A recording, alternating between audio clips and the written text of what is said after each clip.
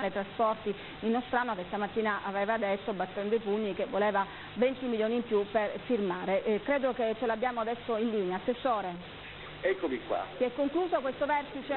Avete firmato? Si è concluso il vertice, comprensivo non soltanto delle regioni a statuto speciale, ma di tutte le regioni a statuto ordinario che hanno già firmato i contratti o sono in procinto di farlo. Noi siamo anche in procinto di farlo, vorrei dire che nella nostra delegazione c'era oggi il responsabile Trenitalia in Sicilia, l'ingegnere il dottor Carollo, l'avvocato Lombù, il mio capo di gabinetto la dottoressa Giappone e il dottore Mirabelli. Insomma, abbiamo parlato in presenza non soltanto del ministro ma anche del sottosegretario Reina, che da catanese siciliano ci segue con tanta attenzione. Abbiamo portato in saluto il presidente Lombardo, che ha mi ha delegato, ma la cosa più importante è questa, che il contratto l'abbiamo noi subordinato senza nessuna polemica o acrimonia a due condizioni che risolveremo la settimana entrante qui a Roma col dottor Moretti, che è l'amministratore, si chiama il dottor Soprano, gli amministratori della società in Trenitalia. Abbiamo chiesto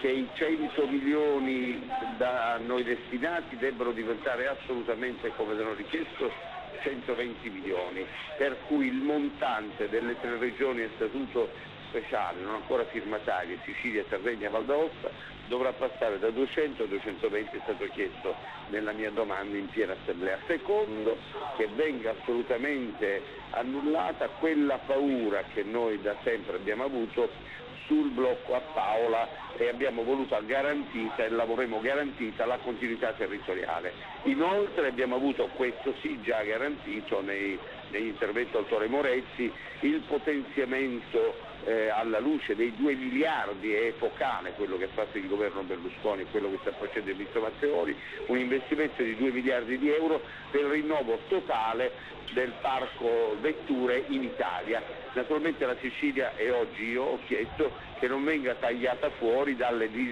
dislocazioni di questi treni bipiani, i locomotori 464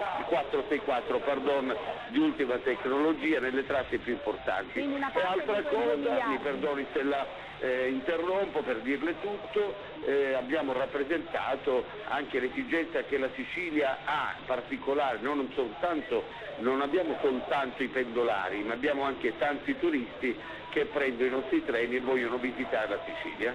Sul rischio di dismissioni dei treni sullo stretto è un argomento che avete trattato? È proprio quello di cui le parlavo, la continuità territoriale, non vogliamo dismissioni, le peculiarità dell'isola sono evidenti a tutti, al dottor Moretti, al dottor Cipolletti, al dottor Soprano, sono argomento da me sollevato oggi e che saranno sicuramente fugati questi timori nella riunione che avremo con il dottor Moretti in settimana entrante. E naturalmente sarà mia cura resto contarvi di tutto. Grazie, ringraziamo l'assessore. Buon lavoro a lei e ascoltatori. Grazie a voi.